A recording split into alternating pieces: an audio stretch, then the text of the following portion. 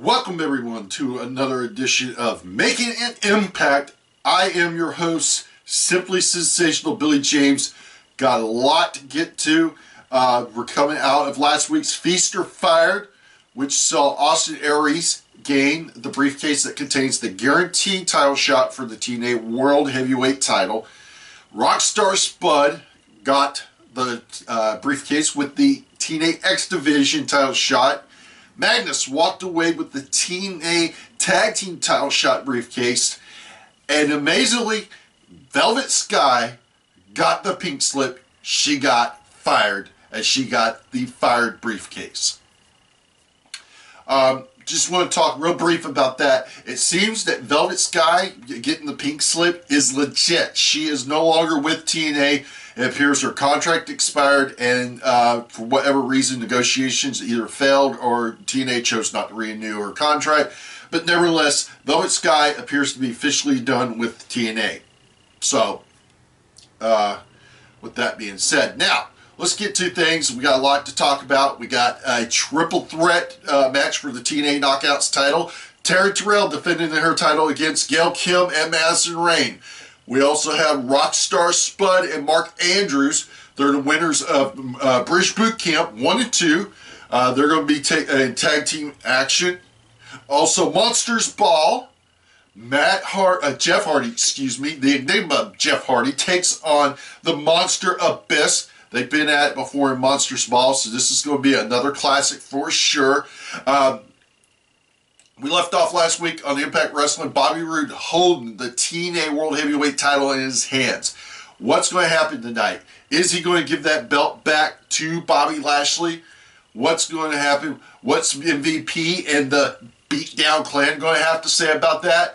And also, we got to figure where does Austin Aries fits into the picture now that he has a guaranteed title shot anytime, anyplace, anywhere for the TNA World Heavyweight title.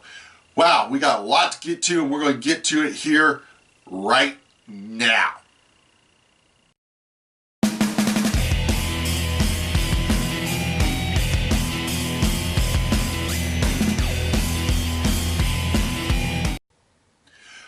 Okay, well, we had Bobby Roode in the ring talking about, how he has the TNA title in his hands, talking about how he got screwed out of title, by Eric Young.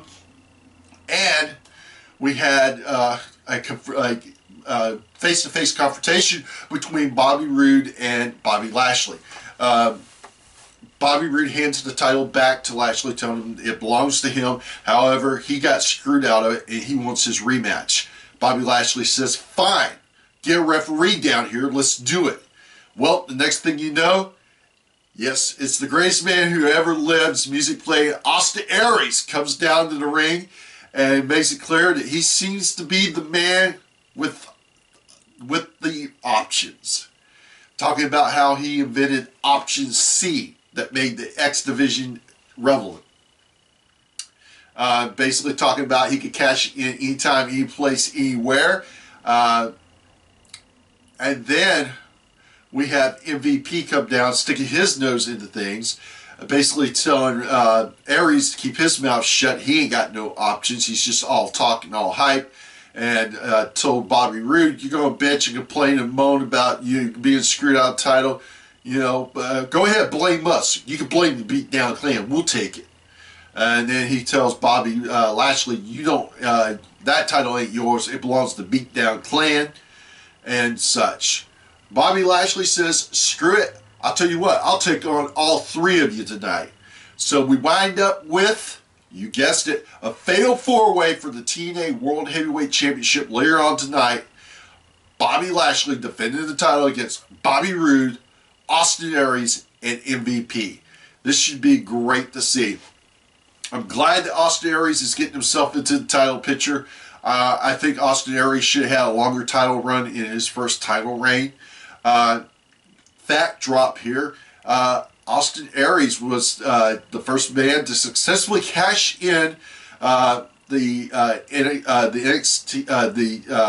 X Division title for a title shot at the World Heavyweight title, where he successfully defeated the then champion Bobby Roode to become the to become the TNA World Heavyweight champion for the first time in his career.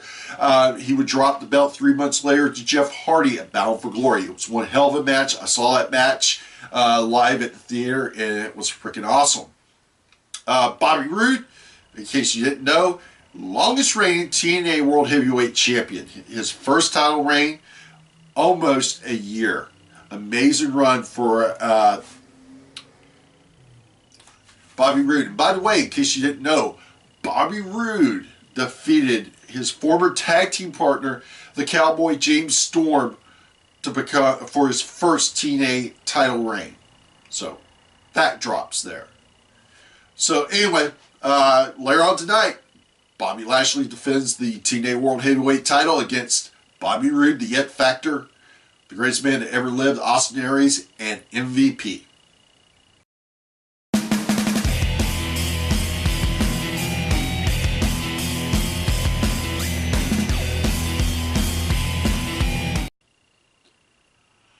Alright, we had our first match of the night. A Knockouts triple threat match for the TNA Knockouts Championship. Madison Rayne versus Gail Kim versus the TNA Knockouts champion Taryn Terrell. And man, what a match it was. So many great spots during this match. Madison Rayne got the shine. Not only did Gail Kim and Taryn Terrell, they all three shined. Awesome match throughout. Gail Kim worked over Taryn Terrell for a while. There was one spot where Gail did a roll through with Madison and rolled her into a variation of a Boston Crab, which was a very vicious maneuver.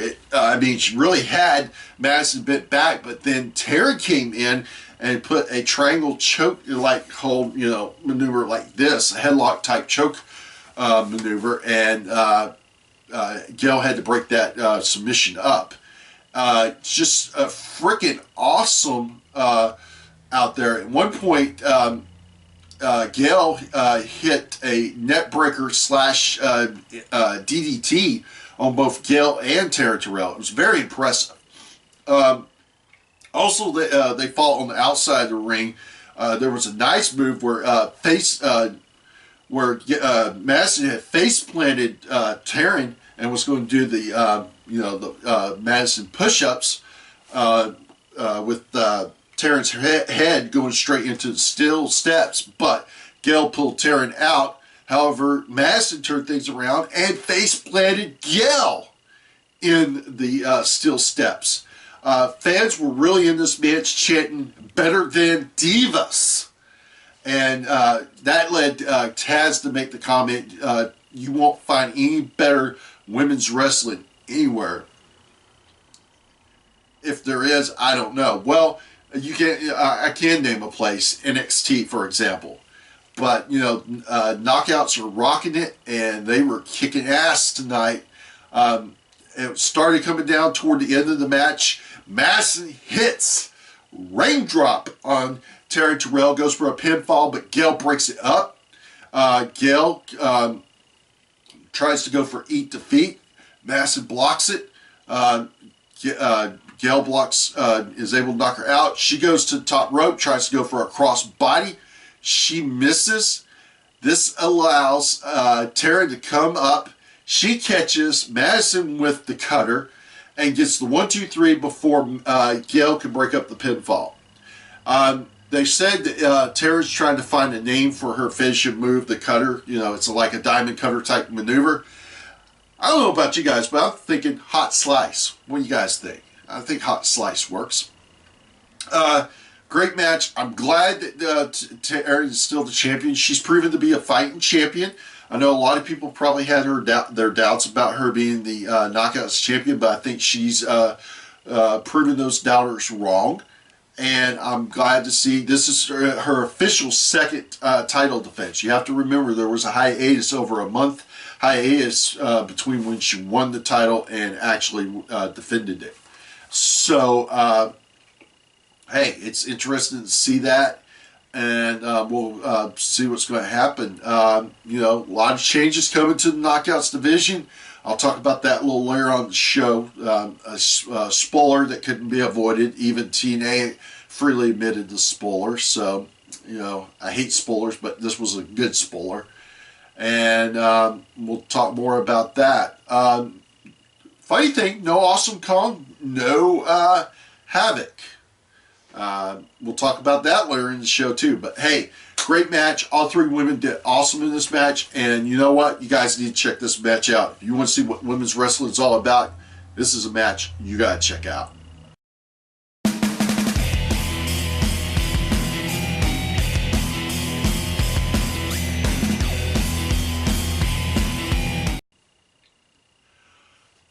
Okay, we had a confrontation in the ring with Tommy Dreamer and Eric Young.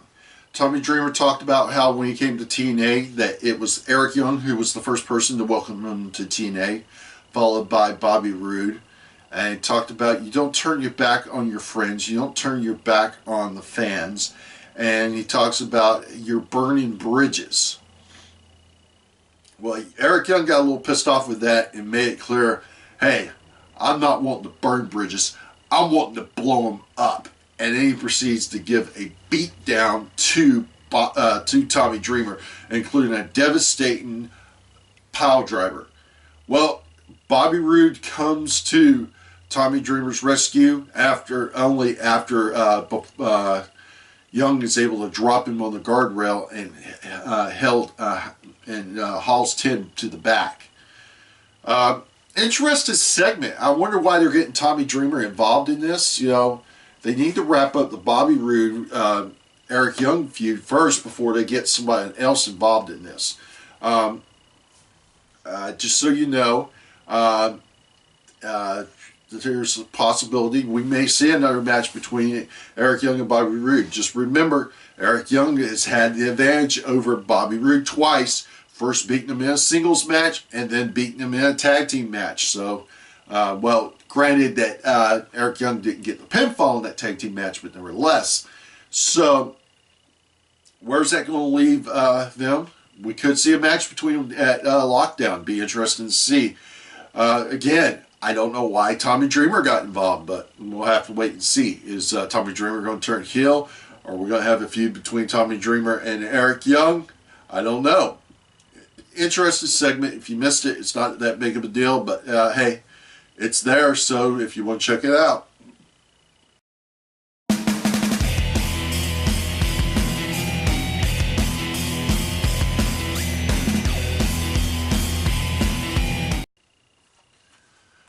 Okay, we had Magnus confront Bram at a local bar where they were going to hash things out.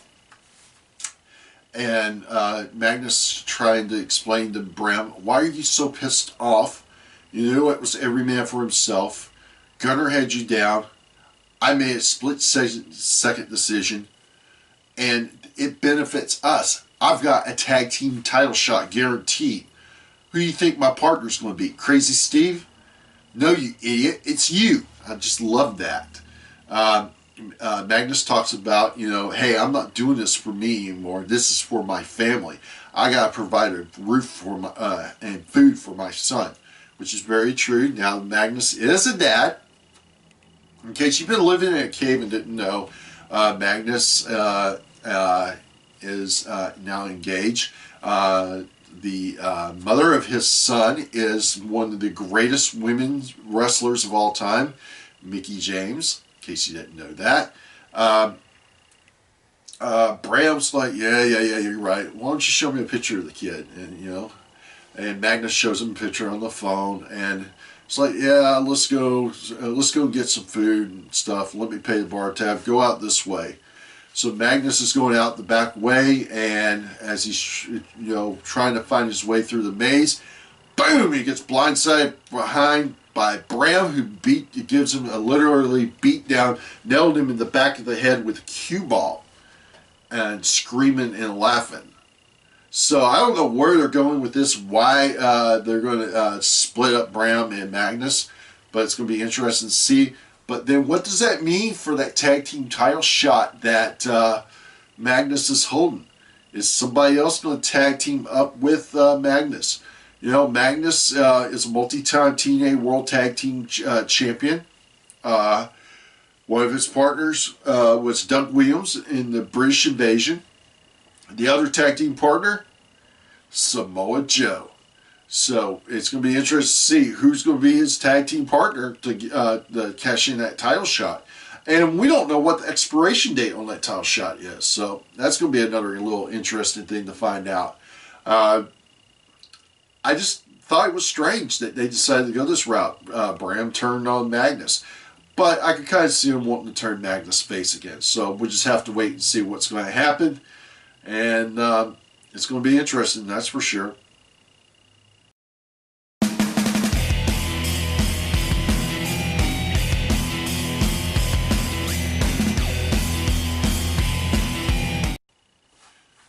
Okay, we had Monsters Ball. The Enigma, Jeff Hardy versus the Monster Abyss. Woo! What a match. A lot of great spots during this match. One spot was Jeff Hardy was getting ready to be sent out to the outside through a table courtesy of Abyss, but he was able to slide out of it. Abyss was sitting up the chair in the ring, a steel chair in the ring corner, turns around only to get nailed in the head with a trash can courtesy of Jeff. There was even one point where Abyss got nailed in the cojones with the cheese grater. Ooh. You want your nuts grated or salted there, my friend? Other great spots during that match was Jeff Hardy was going to do a dive splash out on Abyss, who was flat out on the table, but Abyss moves and Hardy goes through the table. Another good one was Jeff was going for like a spear type move, but Abyss moves out of the way and sends Jeff head first into the steel chair. That was brutal. At one point, here comes the whole entourage after Jeff Hardy was able to plant Abyss through the thumbnails that Abyss had came in and poured in the ring. The entire Revolution came down to try to interfere. There's no disqualification in a Monsters Ball, so it was all legal. Matt came down. He took out Sonata and Manic with the kendo stick after Manic had pushed Jeff off the top rope. Unfortunately, here comes the Cowboy James Storm, and while Manic and Sonata are holding Matt Hardy, Storm hits the last call and knocks Matt Hardy out. But then, out of nowhere, here comes the Wolves, Davey Richards and Eddie Edwards, and they start cleaning house. And then with all three men out on the outside of the ring, oh, it was nice. They hit the double suicide dive on the outside. They take them out. Jeff is able to knock Abyss back down on the thumbnails. Then goes to the top rope, hits the Swanton Bomb. 1, 2, 3. Jeff Hardy is your winner of the Monsters Ball. After the match, we had Abyss and Storm arguing with each other over the match. So it's going to be interesting to see. As you know, Matt and Jeff guaranteed their title shot. They get it next week. And in case you didn't know by now, I'll go ahead and tell you when we'll talk more about it at the end of the show. But next week is Lockdown. Yeah, that's right. Every match takes place in the 6-side steel cage. And it's going to be freaking awesome as the Hardys face the Cowboy James Storm and Abyss for the TNA World Tag Team titles inside the 6-side steel cage. So it's going to be one hell of a match, I guarantee you that. In case you missed this Monsters Ball match, you need to watch it. And by the way, in case you didn't know, this is the 23rd Monsters Ball match to take place in TNA. And in case you didn't know, Abyss is the master of Monsters Balls. He's been in more Monster Ball matches than anybody. So, fact drop right there, my friends.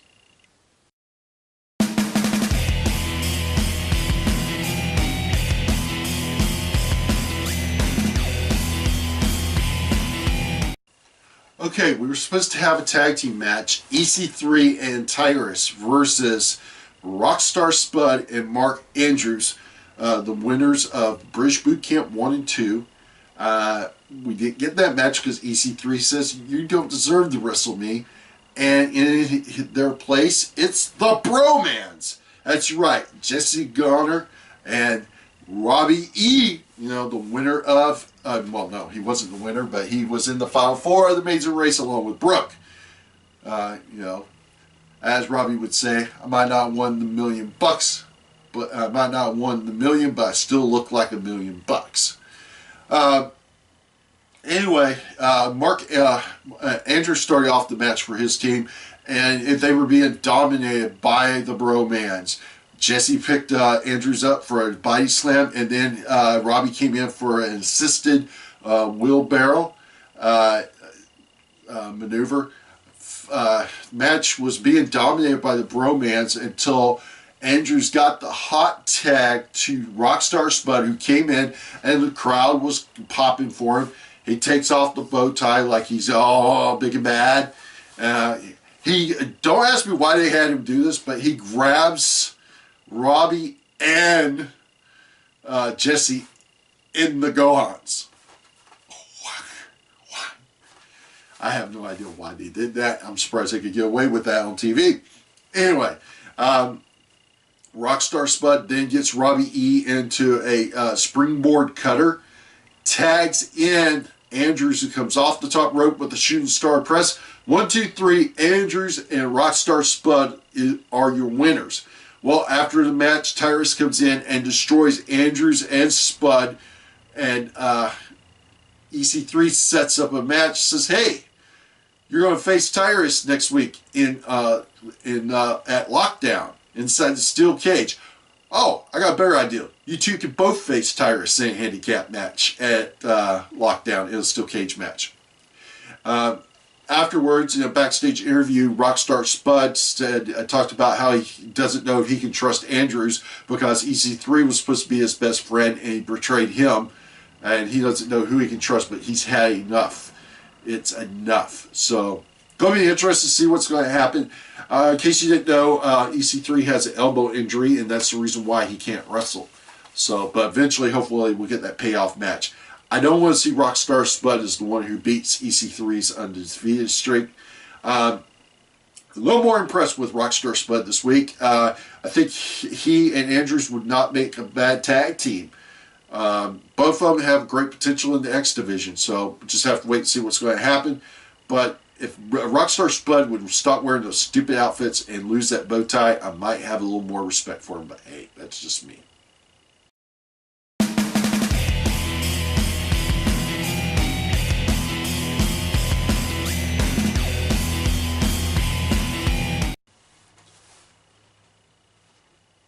Okay, we had our main event.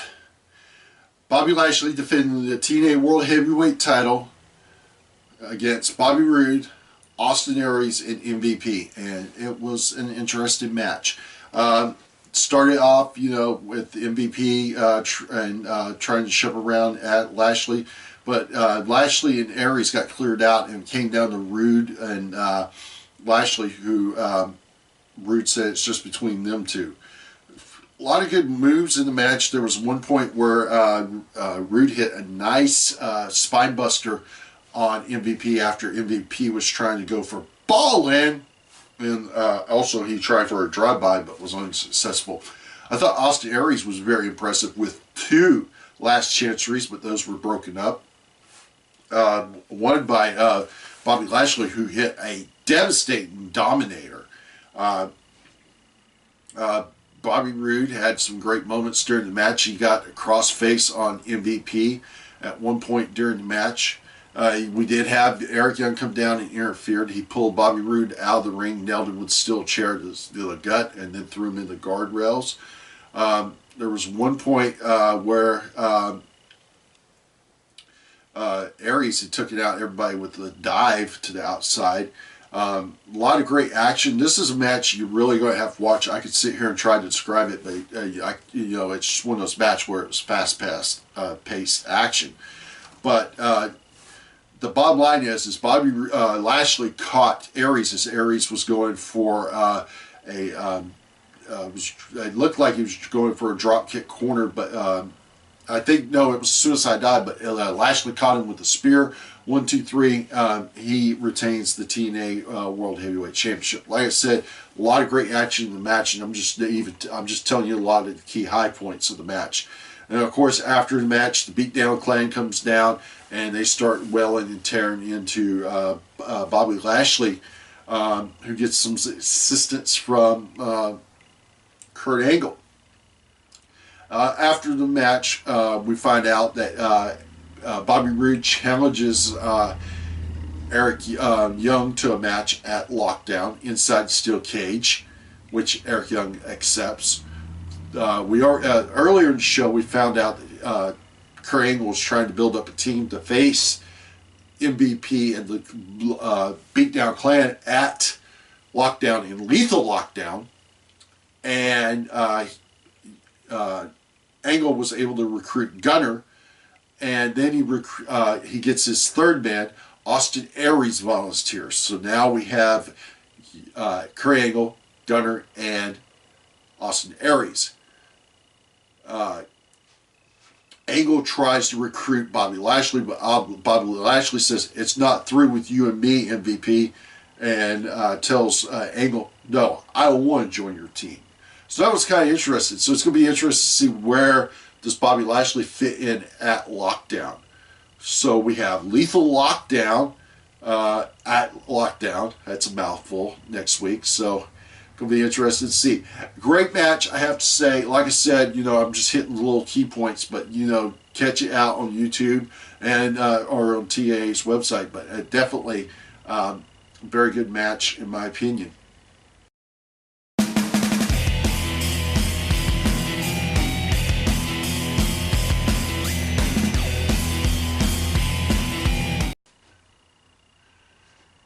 Okay, what a Impact Wrestling we had. We had one hell of a knockouts match. And by the way, it was a tough call between the Monsters Ball, the World Heavyweight title, but I just thought the knockouts really knocked it out of the park. And that's the reason why this week's superstars are Madison, Rayne, Gail, Kim, and Taryn Terrell. Okay. We got a lot of good things coming out and next week that's going to be at Lockdown. I think one of the things coming out of the Feast of Fire that I talked about earlier is Velvet Sky's no longer with TNA. My understanding is contract negotiations or whatever didn't pan out, and for whatever reason, Velvet Sky did not renew her contract with TNA. So she's a free agent. Where she's going to go? Well, we all know that her boyfriend, Bully Ray, a.k.a. Bubba Ray Dudley, appeared at the WWE Royal Rumble last week, and rumors talking about he's coming back to WWE. WWE officials are claiming that this was a one-time appearance. But if Bully Ray, a.k.a. Bubba Ray Dudley, does come back to WWE, does that mean Velvet's going to find a place in WWE? Be interested to see what's going to happen with her career. However, I was talking about a spoiler that TNA did reveal. And like I said, I'm not keen on spoilers, but this was one that couldn't be avoided. And it was a happy spoiler, I am thrilled to say. The greatest women's wrestler active today, I said active today, so don't throw that Trish and Lita shit in my face. Yes, they are great, and they're in the top 3 for sure. But the active one right now, the one and only, Mickie James, is back in TNA. So that's just a tidbit there. So I'm psyched about that. Anybody who knows me knows I'm a huge Mickie James fan. We got Lethal Lockdown next week. MVP, Samoa Joe, Low Key, and Kenny King for the Beatdown Clan. Then you've got Team Angle, Kurt Angle, Gunner, Austin Aries. Who's going to be the 4th man for Angle's team? That's going to be an interesting question to find out. We also have the Hardys versus Storm and Abyss for the TNA World Tag Team titles. We have Rockstar Spud and Mark Andrews taking on Tyrus in a handicap six-sided steel cage match.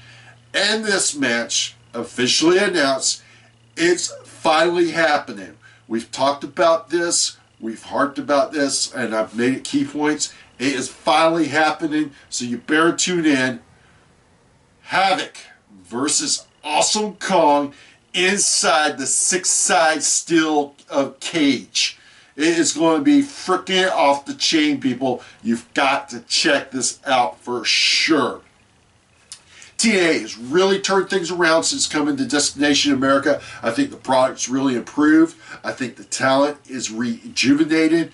The network is totally behind them, so I think it's a whole new thing. While I still wish Mike Tenay was on the announce team, I think it does. The chemistry with Taz and Josh Matthews is better. I will agree to that. So all the things, I think TNA is finally hitting the right path. It's just going to be a little more time. Personally, myself, I want them back on the road doing house shows because I love their house shows. But it doesn't look like that's happening anytime soon. So that's a little downer. So anyway, next week, it's Lockdown. Can't wait for it, boys and girls. So you got to check it out. Also, we got the graphics working, and we're working out a little more tweaks, so there might be a little, glitches in the graphics, but we got them working. So, I think they look awesome. So, that's a cool thing. And in case you didn't know, and I'll just explain, there's a lot of work that goes into this show. A lot of time and efforts put in this show. This show's now in HD, so it takes a lot of time to render it out. To put on YouTube. Also, it takes a lot of effort to set up the set. I want to give a shout out, even though she never watches the show. I want to give her a shout out to my beautiful wife, Dee, who helped make this wonderful green screen, which you're not seeing now, but it's what allows this magical background to happen. So thank you, honey, for making this for me. Like I said, it's a lot of work, it's a lot of effort, but I do it because I love wrestling. I enjoy doing this, and I enjoy communicating with you wrestling fans. Also, I've got a special pipe bomb. It's posted this weekend. So once you're done with this show, watch it. I got a lot to say about things, especially the Royal Rumble and such. Okay, it's now time for a little plug-in. My good buddy, John P. Mayer, every Wednesday, check him out, Independent Point of View, on the Nerdport Network via Blog Talk Radio. John has his finger on the pulse of independent wrestling, especially Pro Syndicate Wrestling. He has some great interviews. Last week he scored a coup, in my opinion, getting Brian Myers, a.k.a. Kurt Hawkins, formerly in the WWE, on the show. So I think that was a great coup on John's part. John puts on one hell of a show, so you got to check that out. Also, every Tuesday, also on the Nerdport Network via Block Talk Radio, it's the Wrestling Debate with John, myself, Sean the Shark Williams, Jaime, Stat Boy. We're all on there, so you guys get on there and check us out. And that is every Tuesday, 8 o'clock Eastern, 7 Central, so check that out. Whew, that's a lot to say. Well, okay, boys and girls, that's it for this week's edition of Making an Impact. I've been your host, Simply Sensational Billy James. And you know what? I like to think I have a lot of options. So, you got a lot of great wrestling out there. So you guys got to check stuff out. But like I said, catch some of the highlights from this past week's Making an Impact. It's really awesome. So once again, guys, thanks for joining us. We'll catch y'all next week.